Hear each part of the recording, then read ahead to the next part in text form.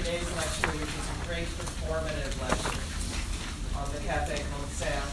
But in any case, I want you to see the reason they're stapled together is I wanted you to be able to have the, not be two-sided, I wanted you to be able to have the updated syllabus separate from the handout so you can put it in the old syllabus.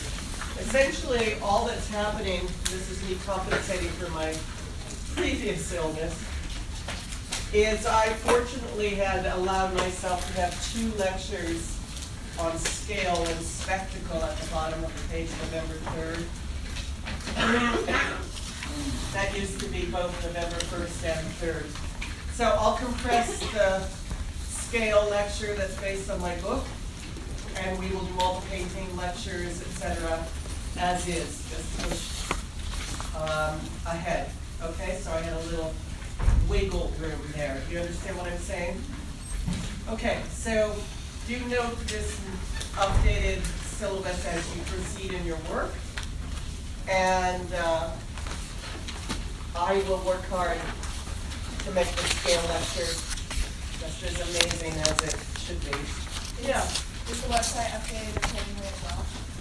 No, I haven't done that yet. I'll send it today.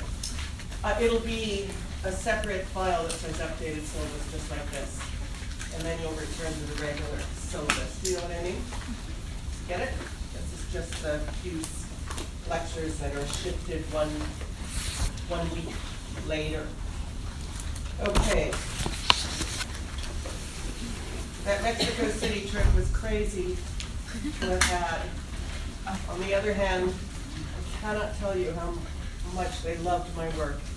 And were so gracious and lovely, and so it was really important, and a lot of them are all sending me wonderful resources for my Manet in Mexico lecture. I gave that in my Jean Creel lecture at 2 different universities, 2 different colloques.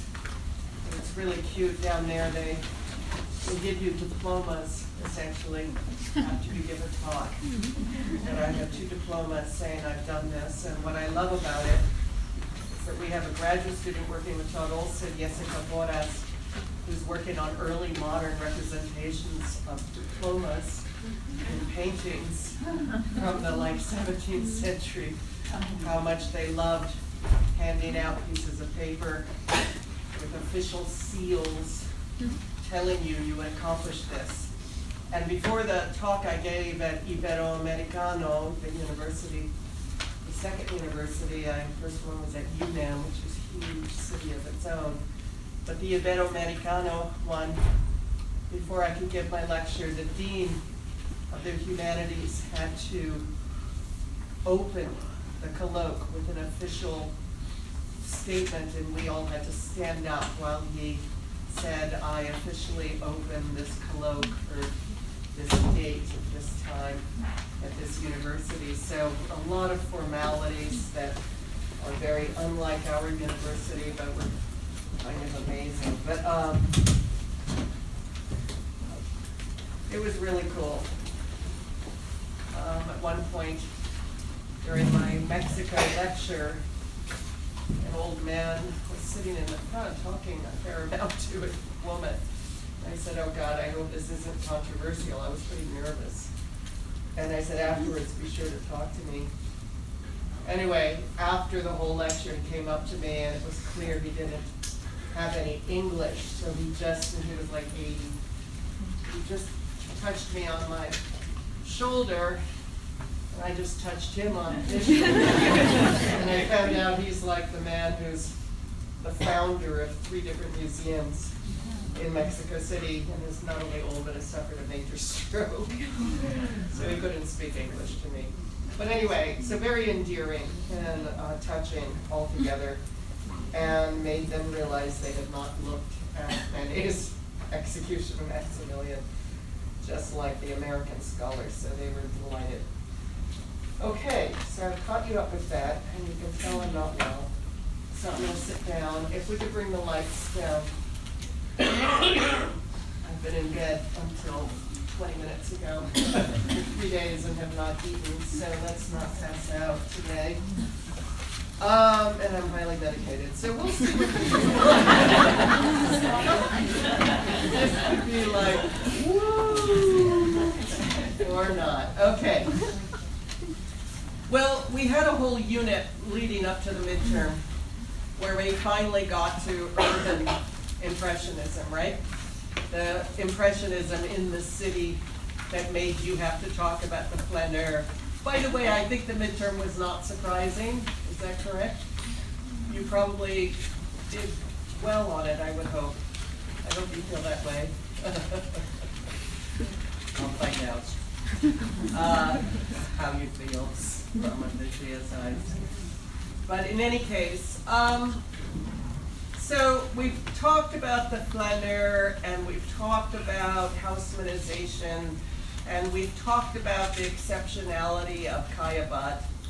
And over again, I have briefly shown you the painting, not just of Caillebotte, but of Degas, partly because you read about Place de la Concorde, but partly because he is such the knockout representative of urban impressionism. As opposed to, if you have to teach Monet, to teach plein air painting, painting outdoors of the suburban landscape, you're going to teach the painting of the city of Paris. You have to teach Degas, and Degas is one strange beast who has generated an extraordinary, and I show you once again, I know I showed it to you before, this little row of paintings representing his career, with this beginning, the young Spartans. He's a strange guy, and he's generated a great deal of controversy and debate in art history, especially with the rise of feminist art history in the 80s. The question of whether Degas is an all-out misogynist is one of the questions, and we're going to have a whole lecture devoted to this when we talk about his bathers and brothel monotypes in a little bit. So he's going to get a couple of lectures devoted to him.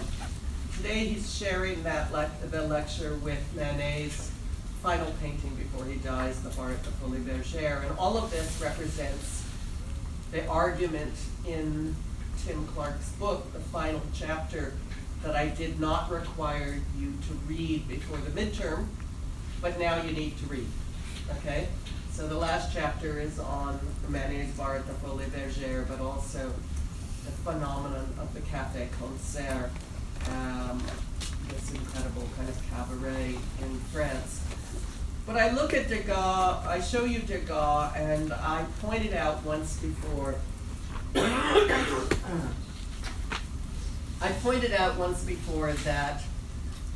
Degas starts as a history painter, right? Rather than the En Fleur painting by Monet, that so obviously showed that he began as a landscape and only sort of tried that figural painting as this kind of competition with Manet, and then went back to landscape painting. That's our Monet, one of the most famous impressionists, if you remember, but of such a different order than the man who began this way. The man who began with this supposed ancient scene of antiquity, right, the Spartans, and yet early on decides it's about some kind of gender confrontation. Somehow a man clearly revealing he's interested in the nude, but he's going to imagine the nude in ways like that crouching figure on the male side at right, that are very strange indeed. An awkwardness here that might be partly anatomical uncertainties, but also a willingness to show a kind of tension, right, between the genders, with this female figure plunging, the one in the light blue, plunging forward as a kind of challenge, right, to the men, the young boys at right. Okay, so a strange painter. and a strange painter whom I've already shown you, the Cotton Office, and you've already read about the Bourse and Place de la Concorde, so you know one or the other. You know about the complexity of his relationship to the male bourgeois figure of the time. The Cotton Office, his relatives in New Orleans. I think I've told you that he has Creole family. His mother was Creole from New Orleans. He loses her at the age of 13. And he goes to New Orleans to visit in 1872 and makes this rather grand painting celebrating American business, which Martin Young juxtaposes, of course, to the Bourse with its more furtive kind of associations, a Parisian economic exchange going on at the stock exchange, a painting that has been read in a variety of ways. Some of you have written on it now in the exam. But Degas, a man that Edmond Duranty rightfully celebrated relative to, let's say, Mallarmé's vision of painting as a set of lighting and conditions of air.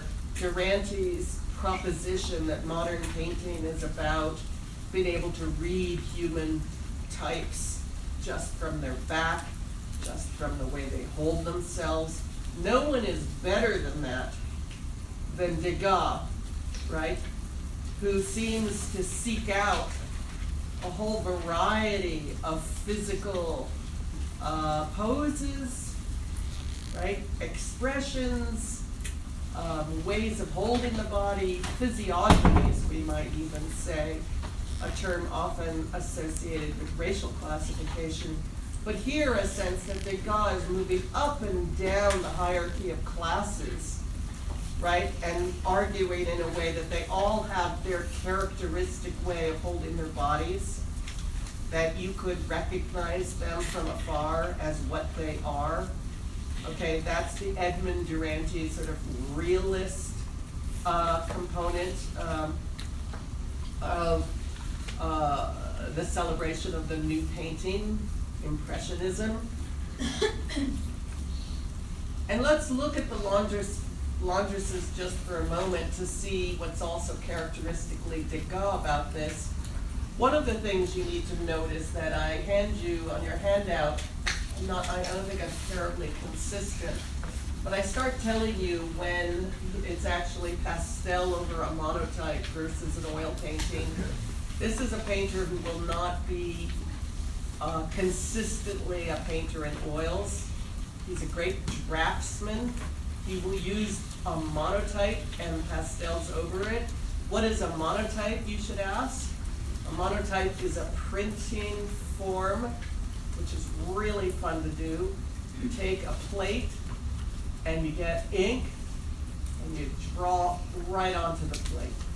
You draw on it with your fingers or with brushes, but you just push that ink around on the plate. It's like doing finger painting, okay?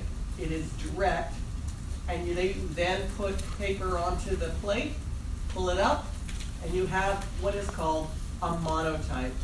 Why is it called a monotype? Single image, thank you. The notion that it produces one because you've lifted the ink up. But of course there are, after, you can continue to try to make prints off of that faded image on the plate. So you can maybe derive 3, 4 off of a plate. They'll get lighter and lighter and lighter. So they're perfect for a draftsman who wants to then modify, add color, add pastel, play around with not composition so much, but play around with color and a set of relationships. So we're going to be looking soon, for instance, this one is clearly Women on the Terrace, as I tell you, is a pastel over a monotype. And I think you can see that some of it looks like a black ink kind of registration on paper, to which he's added color elsewhere. Do you see the way that it shows you that it's a print? That then he's colored? Can you see that? Do you have any questions? I'm not hearing confidence here. Do you see the foggy area of light on the back street, and then there's some gold letters? The gold would have been added, but can you tell that if the gold hadn't been added, that whole set of buildings is actually a black and white print? Okay, and the same is true, the entire composition was drawn first as a kind of monotype, and then filled in, colored, given, like the stripes of her dress might be from the monotype, the black and white. It'll always be black and white. You see the areas up above look like monotype. He uses the monotype for grays, and then he adds the vulgarity of color, right? In this particular image, it's purposefully an addition of vulgarity, because of course Women on the Terrace is a picture of what? Prostitutes, right? So it's as though he's got a sepia or black and white image that he then vivifies, but with a purposeful kind of crudity. And we'll go back to that issue of crudity in a minute. This, on the other hand, is a painting, the laundresses, but I want you to tell me what's characteristically Degas about it. Someone? Yeah. Great, they're in a work environment. Yeah. There's a lot of physicality. Yeah, a lot of physicality. Can you give us more about that? Yeah, like one of the woman on the right, she's like pushing her weight out. And you're saying that's characteristic of them in general? The sense of physicality per se? Yeah, like how big that's supposed to portray the physical aspect. Okay, so how he characterizes people's physical modes of movement, of being, of work. Jeremy? Just the subject matter themselves. Only Degas really explored lower class work. It's not the only one, but he certainly is the most emphatic. And I argue that this actually, for all of the ways it seems unlike the model of the flaneur offered by Baudelaire, right? I actually argue that these are paintings that manifest an assumption that painting is about being a flaneur. Because why? Why do I say this is painting about being a flaneur? Leo. It's because Degas was an upper class man? He's an upper class man, and Charlotte.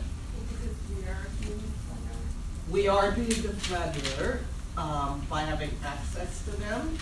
Yeah. The women working allowed him to have the leisure Oh, nice.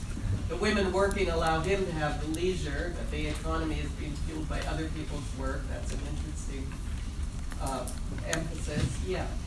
I think a lot of it is about how he's allowed to go wherever he wants. Like he's allowed in the back of the ballet, he's allowed where they're working, he's allowed on the terrace with hospitality. He's just in and out and observing everything, no matter where it is.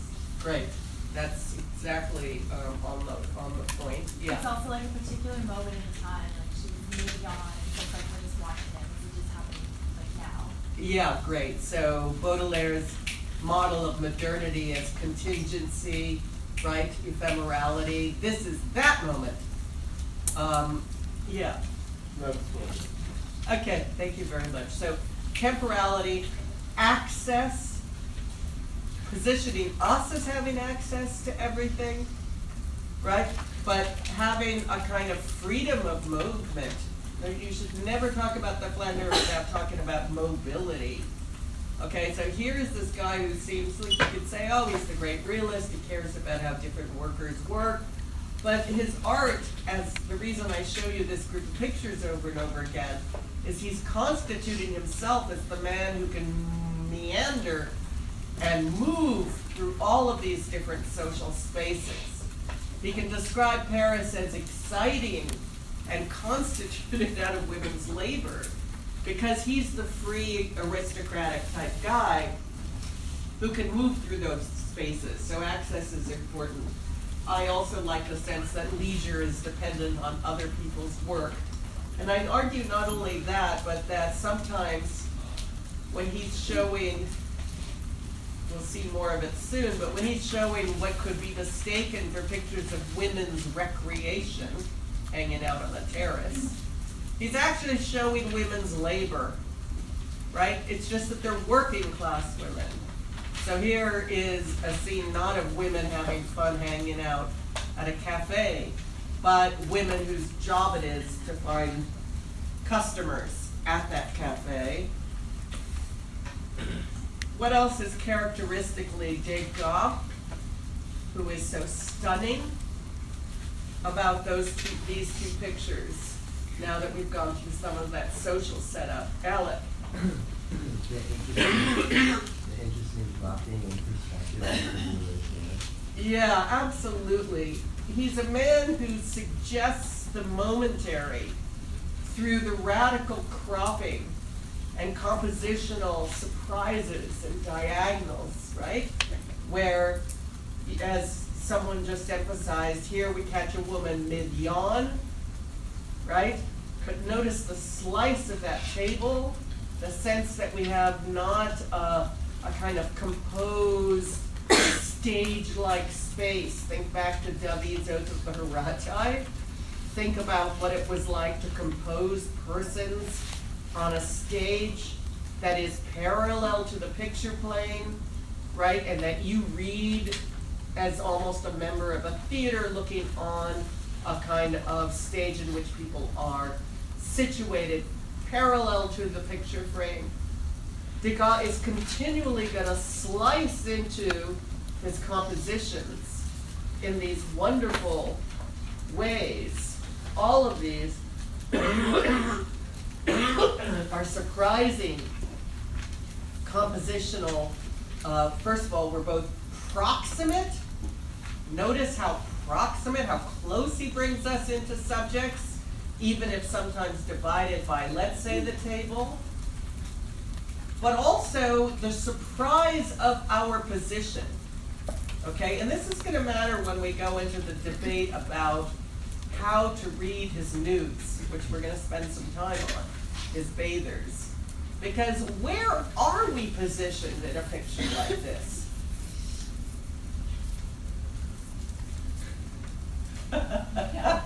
Jeremy starts turning her hands, leaning. Where do you think you are? Yeah.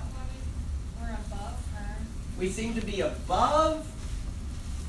Do we have floor to stand on? We feel a little bit disoriented in terms of where our embodied position vis-a-vis them is, right? We're like above her, but then we have no floor to stand on. Are we above the table itself? Are we crouching? That sense of awkwardness and uncertainty about the point of view permitting us to feel embodied in relationship to the figures. Can you see how that might matter when we get to the bathers and the nudes? It's going to matter for feminists arguing about whether he's a misogynist or, quote, a celibate, whether you feel that you are embodied in relationship to those nudes, or whether you're hovering in some disembodied way as a mere eye. So it's kind of taking that flaneur eye to an extreme, right? It's the Prince Incognito moving through the crowd is here seeming to be an eye more than an embodied person, we could argue. And yet it is such a delightful painting, right? It's just wonderful. Why do I think it's wonderful? Ferris. I really like the colors in it. I just colors he uses. Say again, colors what? The colors he uses in the beginning of Yeah, the colors are fantastic and saturated. If you look at the shadow at the far back of the table, it becomes sort of as brilliant red as that hat at the top. So coloristically it punches, right? Definitely color is one of the sources of pleasure. What else? Ellen? I kind of like the playful overlapping of the hat on the stand with the woman's head. Absolutely. The playful overlapping of the hat on the stand with the woman's head. Do you see how that plays a game? Like, does she wear that hat? Well, it's the most immense hat ever. But I guess she doesn't wear that hat, but it's purposely playing with the suggestion that she could wear that hat. Yeah. I like how even though there are a lot of like objects in front of the woman, she's still the focal point, just because like the little bit of suggested movement kind of just draws your eyes constantly to her. She does rivet your attention, and yet she's so oddly pushed to a corner, right? She seems squeezed in at the far side of the table. Her body is interrupted by the angle of that table. She doesn't even get a full head. She doesn't get two hands. She is surrounded, and let's talk about these hovering hats, these UFOs, right? These great orbs that float 1, 2, 3, 4, 5, 6, right? And look at how little he does to ground it in any sense of our physical world. And yet he does it enough in her body that we don't just think of this as psychedelic, right? We believe that she has some embodiment, some physicality, some weight, some situatedness, and around her hovers the spectacle of these hats. How is that modernity? How does Zola respond to this?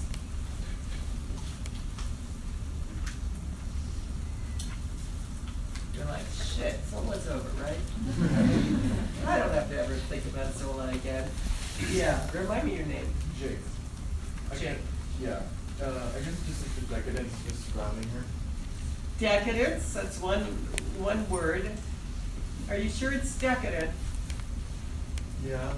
Look at that hat on the.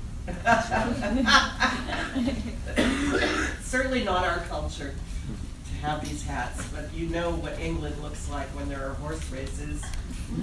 You know what royalty looks like in those hats. It's the most absurd thing ever that we get to see in People magazine or something. Yeah? I think it's like how fashion plays a role in marking what class you are in, and how sometimes it could be, you can pretend that you're better if you're with the fashion you wear. Yeah, I mean, it certainly raises the word fashion and ornamentation.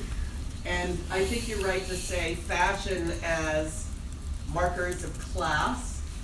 We're looking at a woman who works at a hat shop, not the woman who buys the hats.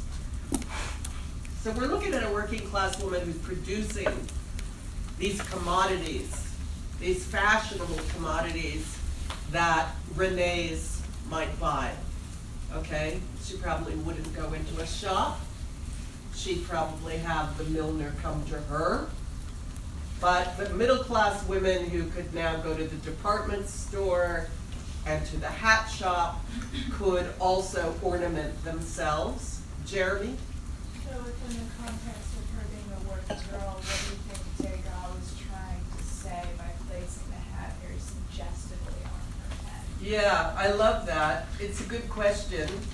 It might have read as more dissonant to his own viewers at the time, like the working class girl who can't afford the hat that she can make, or the fantasy of putting the hat, the expensive hat, on the working class girl.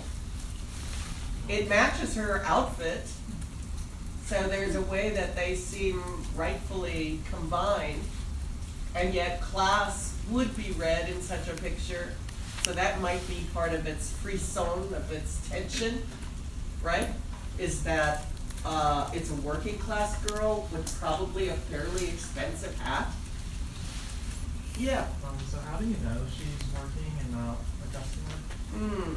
Good point.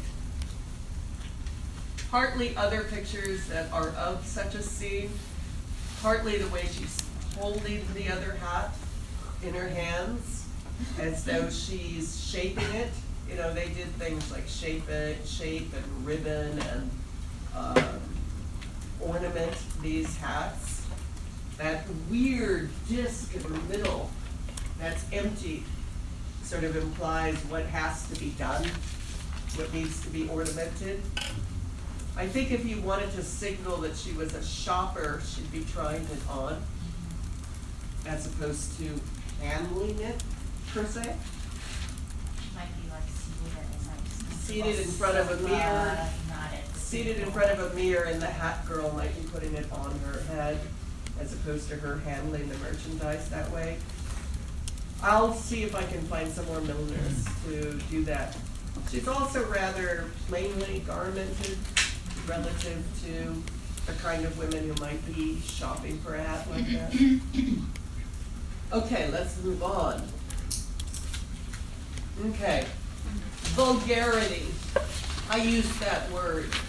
That is a word we should be very self-conscious about, right? It's a word that I believe Tim uses here and there, sometimes with great self-consciousness, sometimes without. Why do I think we have to be very self-conscious about it? Hello, man behind the man who just spoke. You? Me? Yeah, I've Hi. never talked to you. Why do you think vulgarity matters as a term we have to think about in this period? It's inherent in certain moral values could be understood in it. Yeah, moral. Can you say more? I mean, it's a judgment. Thank you. Yeah. It's a judgment, and it's a judgment based on, if you say morality is one part of it, what are some other parts of, if I say you are so vulgar? I mean, what does that imply?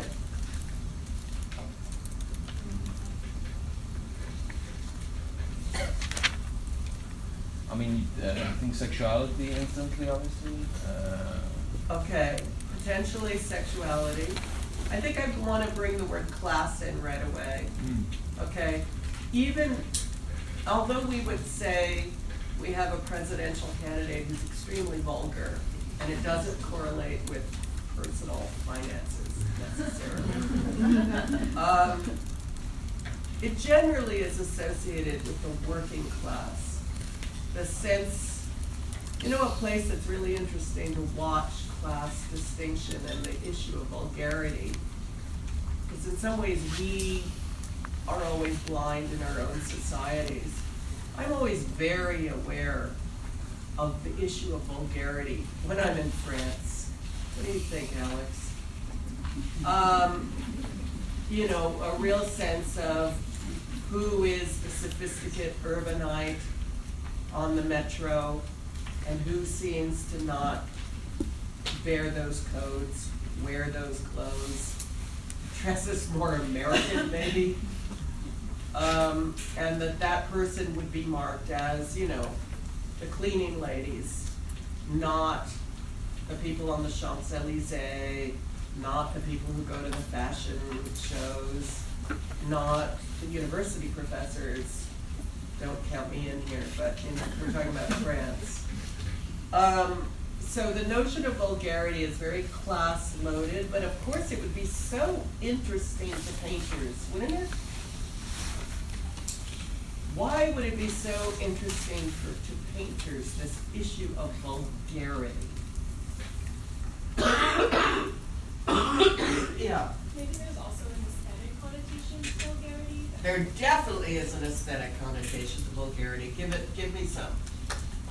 So maybe even if it's image like mismatch of patterns or like colors that aren't technically or like usually used together, and that's considered like vulgar.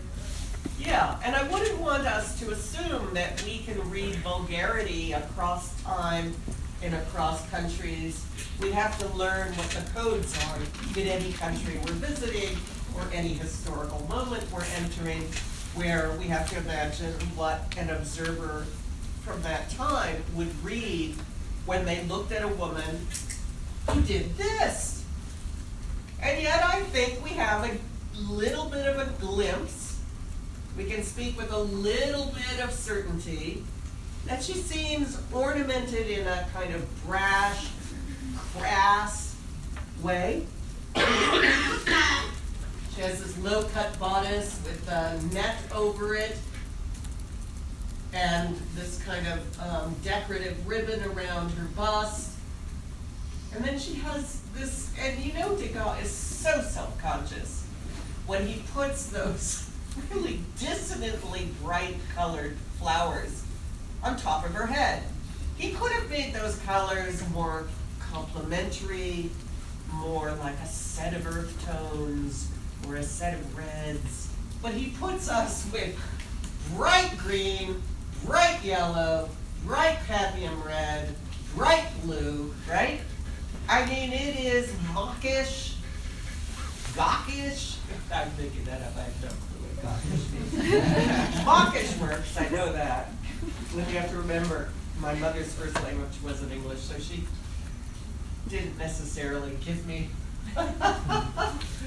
all of the great idioms, but certainly there is something dissonant here in her head, dress, her flowers, and a sense of just being overly prominent. Let's go back to how tasteful, relatively, is the hat girl, right? If she wore that hat, she'd be in a pretty, harmonious costume. So here, he seems to be less critical of this hat girl than he is of these prostitutes, who are purposely made less than beautiful in Degas' handling, right? Look at the profiles of the two women at left. In the sense that their physiognomy is not about ideals, right? And notice that they even share a little bit of the same kind of profile. And again, with hats that are kind of grotesque.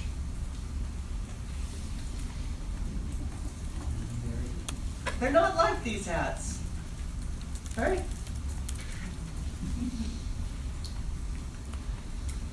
They have less broad brims, more flowers, and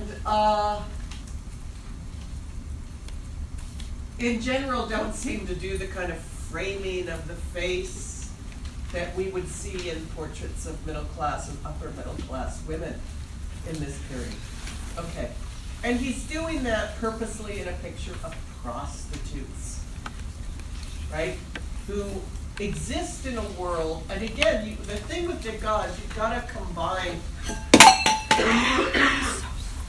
you've got to make sure you address the composition as a whole, as well as the parts. And you're going to write about Degas in the final, there's no doubt about it, so though this might feel like a intensive consideration, Degas is too great not to write more about him in this course.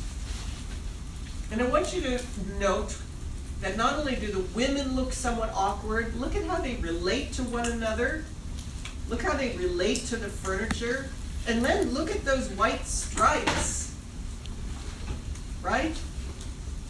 That just... I'm gonna pass out of here. What is happening to her head? Right?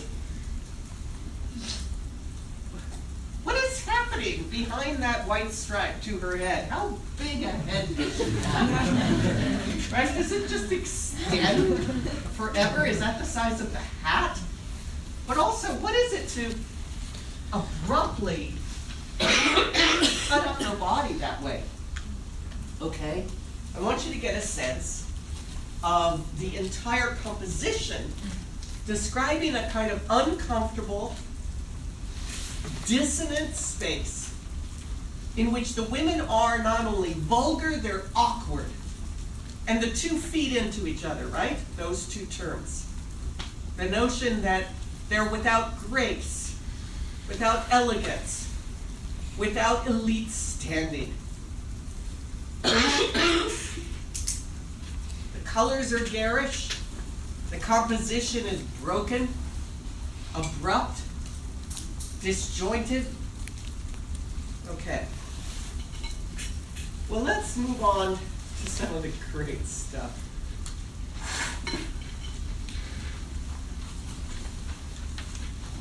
Oh, I just love. Let's look at his At the Ambassadors, a pastel over monotype of 1877. Here are two At the Ambassadors over monotypes. And when I do that, we're suddenly in the world of the Café Concert, which is the subject of Tim Clark's last chapter. And it's my favorite, actually, of the chapters, because I love the Café Concert.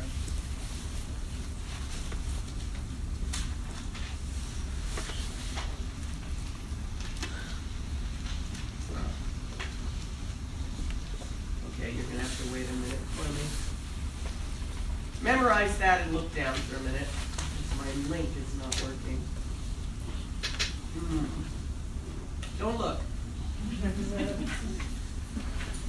Talk to each other.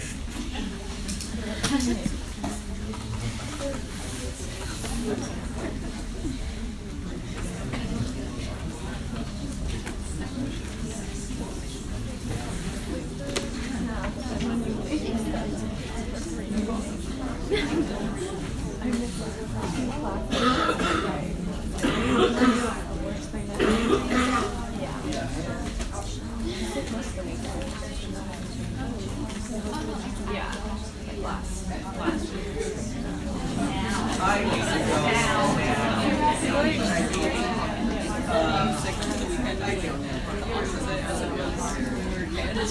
I'd prefer to be sick over the weekend than miss class. I know. Yeah. Wait a minute. Okay, announcement. It still sucks. Sunday and then Monday and then Oh, I know. Wait a second. Alex, do you know how to get the volume on here? Oh, so sorry. It's okay.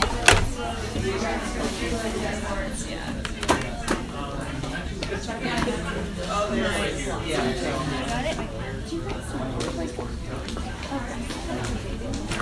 I got it. Okay. Now you listen.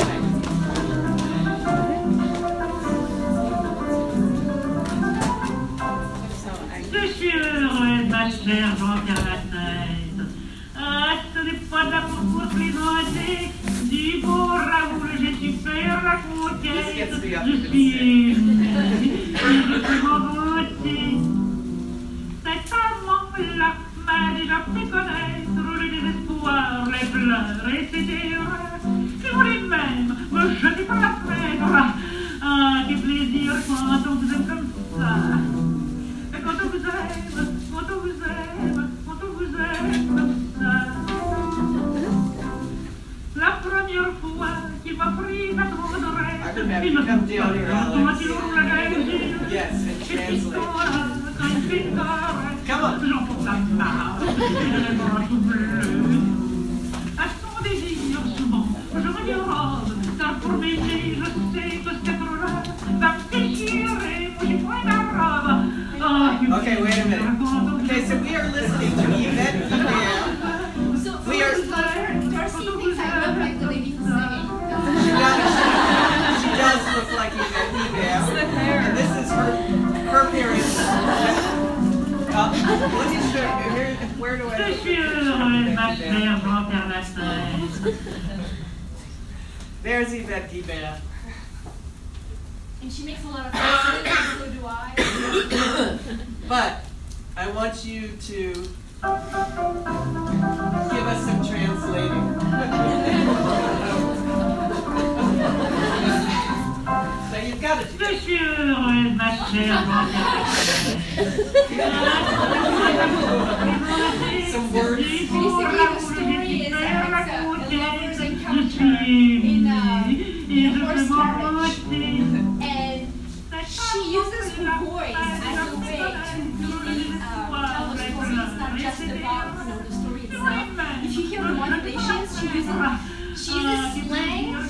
she makes it really, really evocative, okay? And when she Obscene.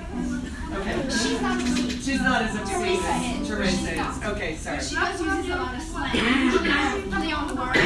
And so I was like, yeah, so I went to the market and met this butcher. I was like, ooh, and I went to the market and I went to the butcher. Right? So this is what's happening here. And the slang is very much lower class. And that's what Tim discussing. The language is very titillating. Thank you, my dear.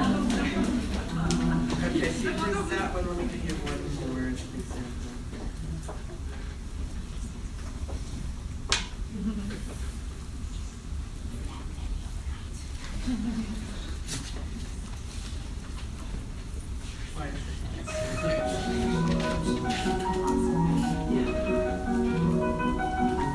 These are Toulouse-Lautrec's about whom Alex is writing her dissertation.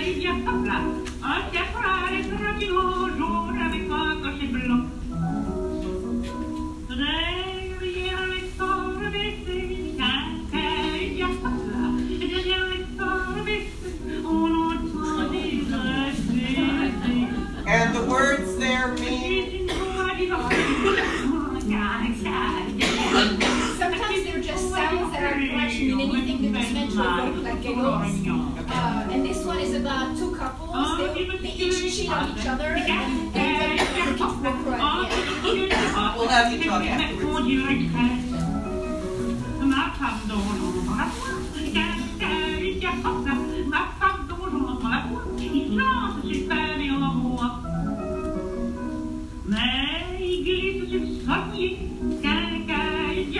Okay, I think you get the idea. I could sit here the whole time, but we're not going to do that because we don't have that to show. Alex, you were saying the words in Le Fiacre are about two couples. I mean, obviously, without understanding the French, which I don't fully, let's have you, before Alex tells us some of the plot, what is the characteristic of some of the sound? Yeah, Jake. There's not really one set, like, beat. So there's not really, I wouldn't say you can write this down on, like, sheet music. Yeah, hard to write down in sheet music. You want to say why? Well, yeah, like the piano, the switches, like, between different, like, time meters and different, like. Okay, so even the piano you find. Oh, yeah. He goes along with how the woman is singing rather than the set. Okay, so the piano is responsive to her singing rather than. Yeah, that's how it seemed. Seemed like. That's great. Yeah, Anya. It sounds like what Alex said, it sounds like giggling and like very playful and kind of like flirtatious. Yeah, very good. Giggling, flirtatious, playful. I think one of the ways we could say hard to write down is that it has a certain kind of improvisational and unpredictable character. Okay, so these are all words that matter. Keep them in mind. There was someone else? What do you think, Alec? I think that it's meant to be listened to and enjoyed while thinking. Yeah, maybe we need to drink. Okay. Well, what about some of the other sounds? Did you notice any? So that even without knowing French, suddenly it's going or something, and obviously it's not even close. But there were these like wrapped up sounds, these vibratos that obviously were not about words. You know, like le fiacre and the right? So a certain use of nonsense, but also dissonance in the song. Do you want to add, Alex, knowing the French? Well, there's one thing about her speech pattern is that she's actually her R's, which Yeah. French don't usually do, except for some parts in the provinces in the south of France. So the rolling your R's can actually be a class marker. Okay, Oh, so interesting. the brr you're hearing is her actually making fun of class issues also. Yeah. So, yeah.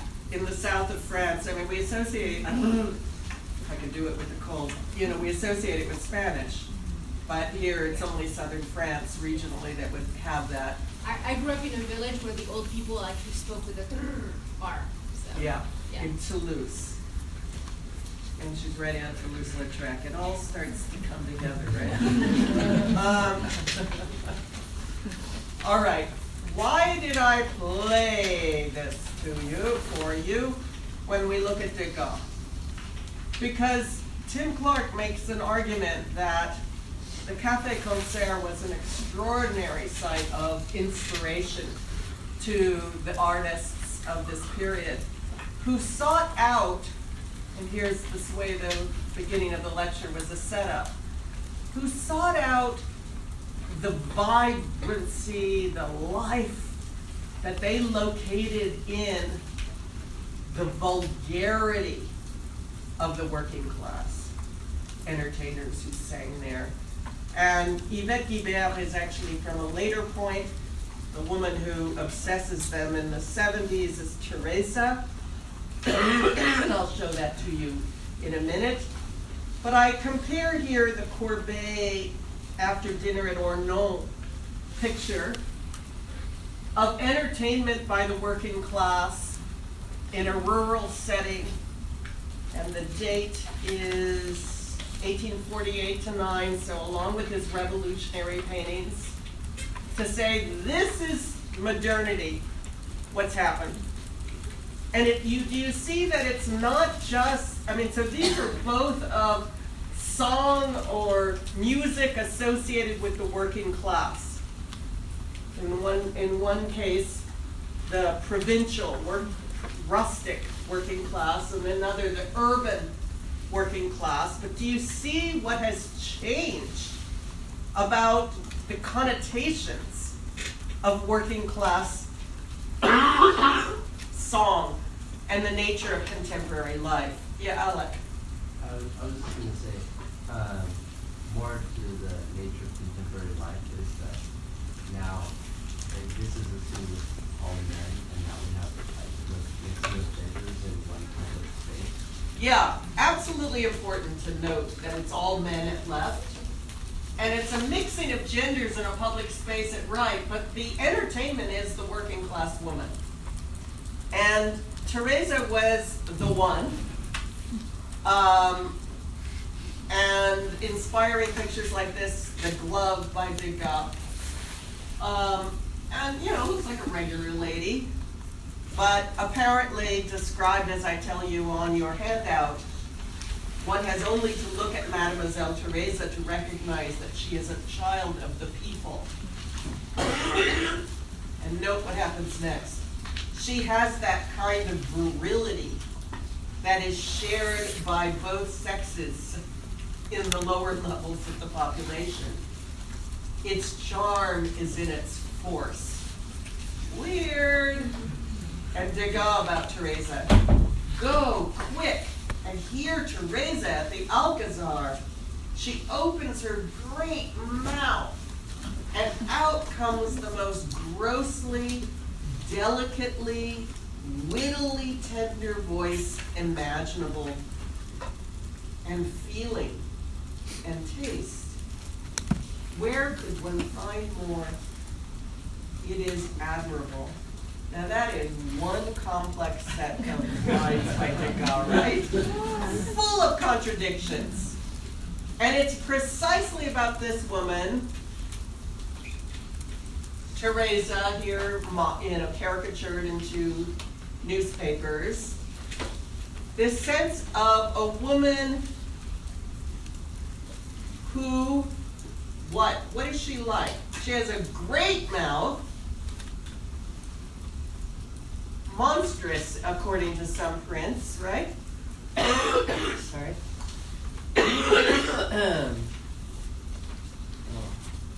A monstrous mouth, potentially, but out of it comes the most grossly. How is that coded? Gross. Coded as working class, as vulgar, right? Grossly, and then the opposite.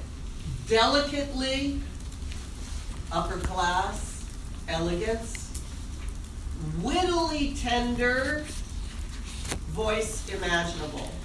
So somehow combining the whole array, the aesthetic and social spectrum, the whole array of class positions in that when she opens that tremendous, great mouth of hers, and she has feeling, and she even has taste.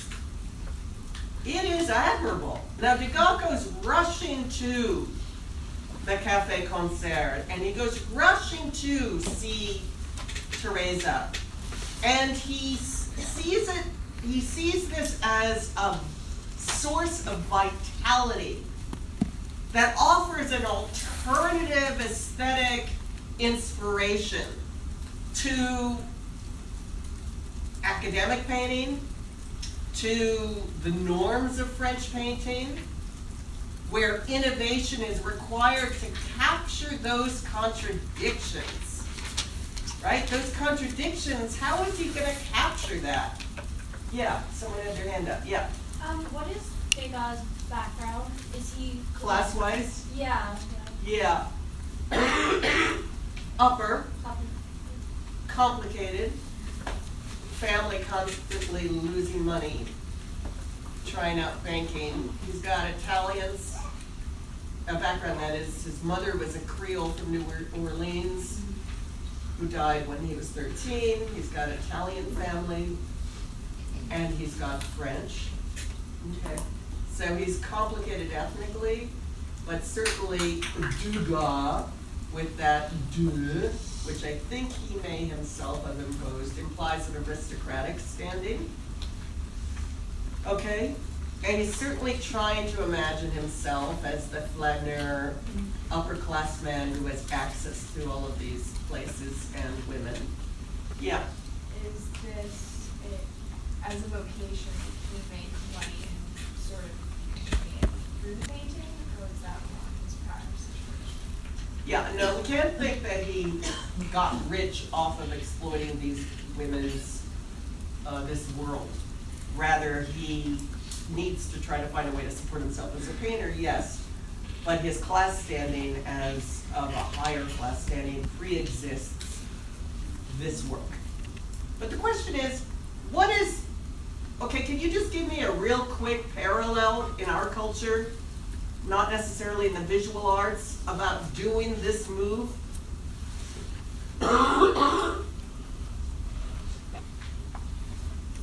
What kind of lower class culture is continually being appropriated commercially in our world? Black culture. Black culture! Excuse me. Shouldn't do that with my throat. Black culture, right? Hip hop, rap. It's called slumming it. Okay, this is slumming it. Right? This is French artists going purposely, but it's not just French artists. These sites at the Café Concert were deeply popular, right? And it would be a place where many classes met to watch the vulgarity that was delicate and gross of a woman whose songs, as I tell you on the handout, were obscene, Teresa's songs. I'd like to be the deal chair where you sit so as I can hear you better. Okay, I'd like to be the chair where you sit so I can hear you better. Like listening to your ass, okay? You getting it? That's the lyrics of a Teresa song. Another, me, I crack nuts by sitting down on him. Okay. Obscenity was part of what was being provided. Crudity, vulgarity. And let's go back to what we said about that music you just heard, which isn't Teresa because we don't have recordings of her, but a later artist, Yvette Guibert, who Alex teaches us was not obscene in that way. But let's think about what does that music and culture catalyze or offer as inspiration to Degas? What does this picture have in common with Teresa? Let's go. Let's turn the audible into the visual, yeah. So you were talking about how you describing her voice as kind of all-encompassing in terms of like delicate and yet gross, so vulgar and upper class. And Yeah. so it's like that's what the audience is probably comprised of, is upper class and lower class citizens. Yeah, the audience would have been the range of classes who are listening to this production that seems somehow to capture a range of aesthetic values. But the shock is for it to all come out of her great gross mouth, okay? Yeah. And I kind of see it as, like the projection of the fact that it's a singer is not like vulgar but delicate in that mix of like low class but also like intriguing to the higher classes. It's almost in the picture as if she's projecting that onto the audience because the audience is in this like red glow that's based off like the red of her dress. And Yeah, so that's it's, like, great. She's projecting everything that she is and like so he's pointing out like what French culture was. through Yeah, I love that. I love the red of her dress makes the whole audience red like her. I like that idea of projection. But let's get really basic here.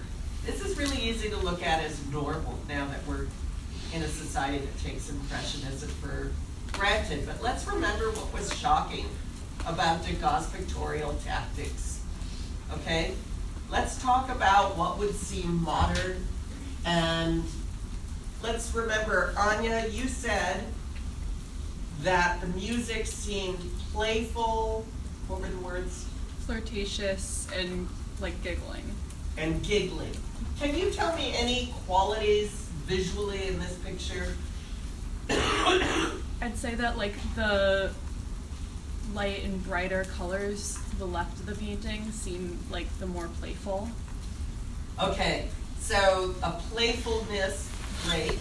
Anything else you want to go? You want to go anywhere? I guess also like compositionally, Thank the you. compositionally seeing like the separation of the faces and like the different like round blobs, I guess, of the faces seems to like echo the same like In the lid area, you mean? in the Or in the right audience? area in the audience to the bottom. Uh-huh. Like seems to also capture like the staccato and like giggling. Thank you, the word staccato. Let's use the word staccato. Let's use the word dissonant. I keep throwing it out to you. You should throw it back at me, okay? The notion of there being something, okay, it's brilliant. What are some of the connotative words visually of this?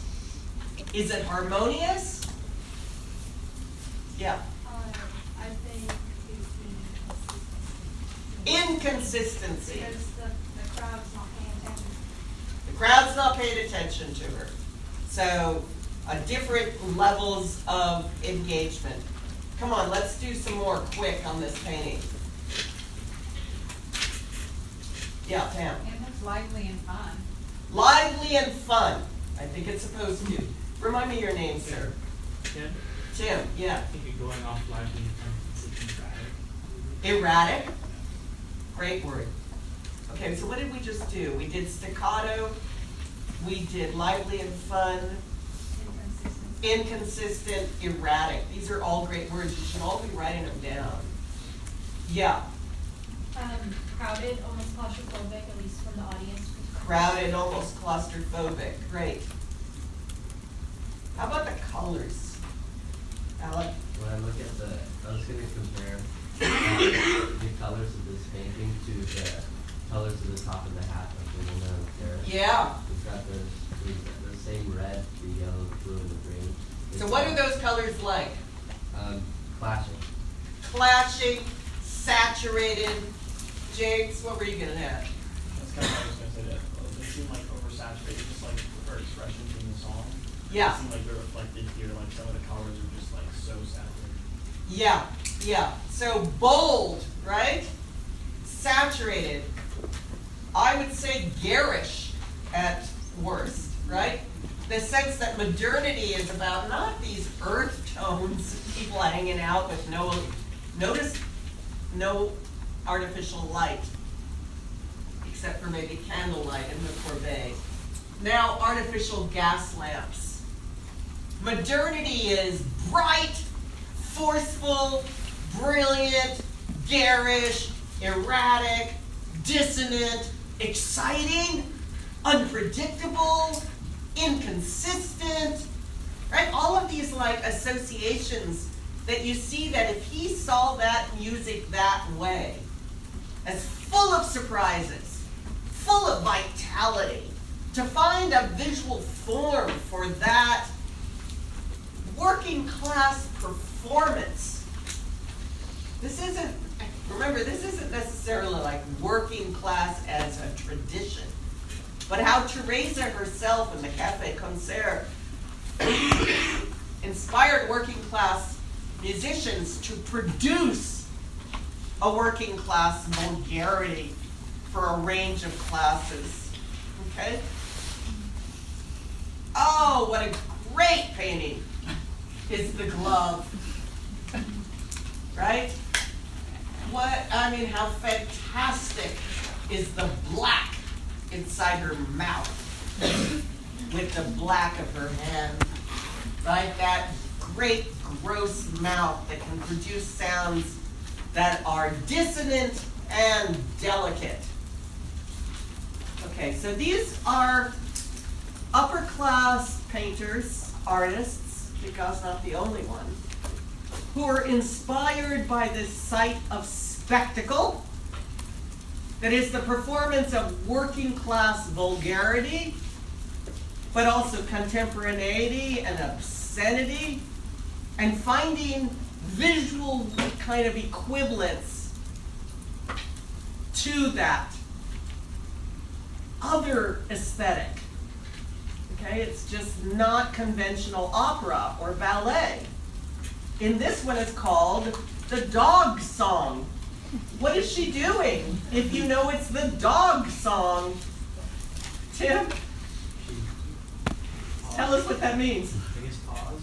Yeah, she's holding her hands like paws, and what is her mouth doing? The dog song. Barking, panting. She's imitating a goddamn dog. In a dress, look at this ornamented gown. Right? They're not up there in peasant garb. They're not saying, I'm from Brittany in clogs. No, I'm in evening gowns, even though you know I'm working class. And I'm going to bring a dog into the evening gown. Okay? And I'm going to get up there and make dissonant sounds in obscene songs in which I am willing to be awkward, surprising, vulgar. The audience is half indifferent, right? But notice the constant emphasis on the glowing lights at night, the garishness of it all. This stuff is great. And at its center is the vulgar woman. Are you surprised I love it? You call me vulgar any day.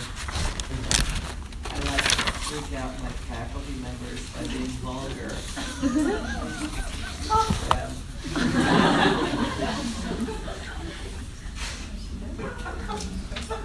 I don't feel well. I'm letting it rip. Don't ever feel you can't be an academic because you're vulgar. Be an academic and be vulgar and change the rules. It'll freak people out. Okay. So what about our dear Manet?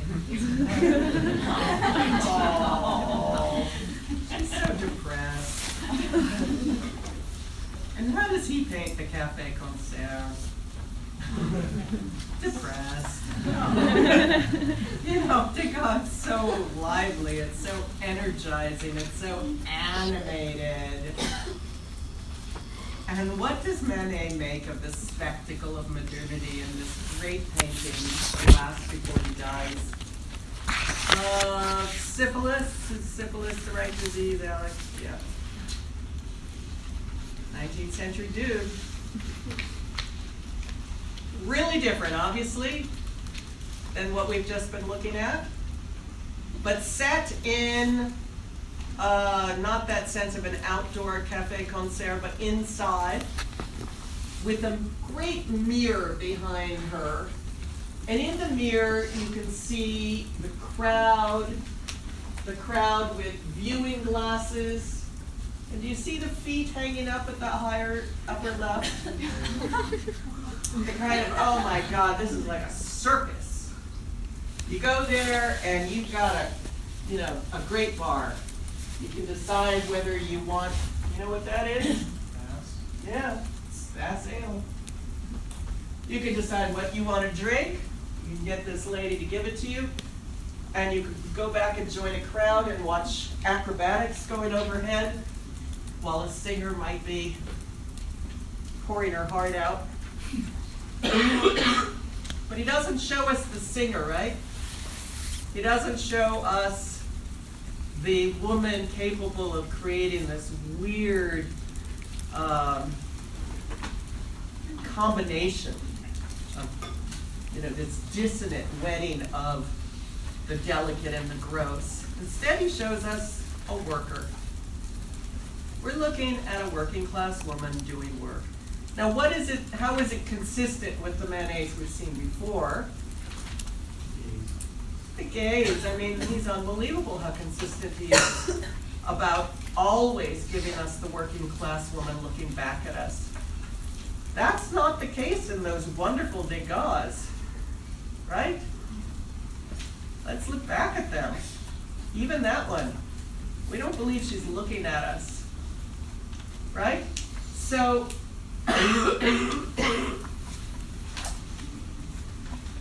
he does what he does.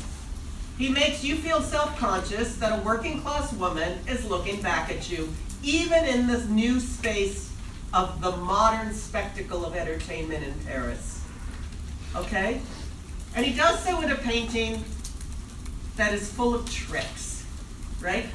Because I'm sure you've noticed this woman and that man, right?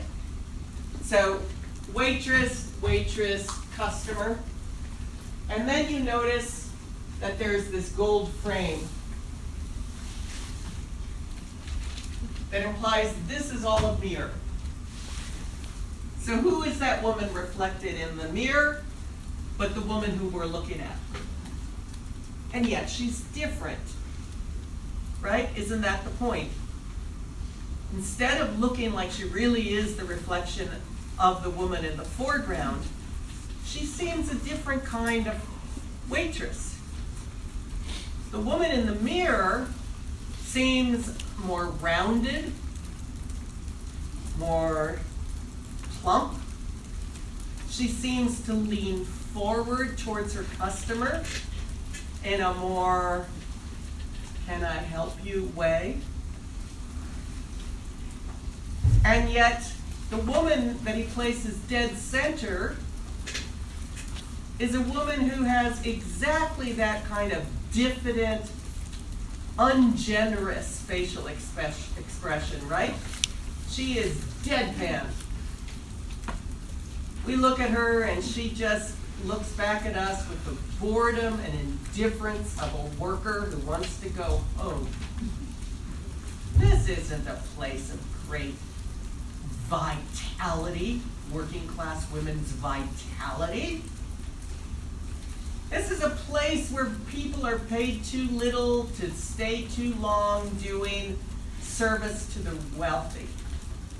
So this is a political critique as usual on Manet's part.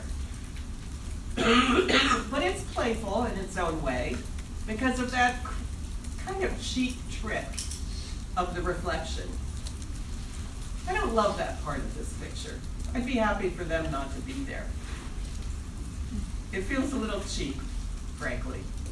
I'd be just as uncomfortable if she was by herself facing us. But the whole kind of pantomime at the back is to make us self-conscious about what we assume women who work to service the entertainment industry, what their job is. Jake. Those bottles are really bugging me. Okay. Because they don't match up with the reflection. And is it really a mirror, or is that really another waitress, or like? Yeah. Why does he do that? Well. I mean, he must have a purpose for not matching them up, right? That's not kind of. Yeah, you see the table that is purportedly hers. You see the red.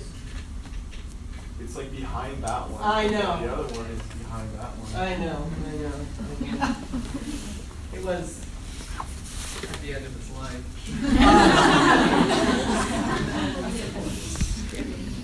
You know, okay, the way the art historian, and we don't have much time and I'll have to continue on Thursday, but the way the art historian could, like Tim Clark, who loves Manet so much, at least at this moment in his career, would say it's a painting entirely about the game of what the reflection offers you, whether you can trust reflections, etc. Let me move on with that. But read this chapter, okay?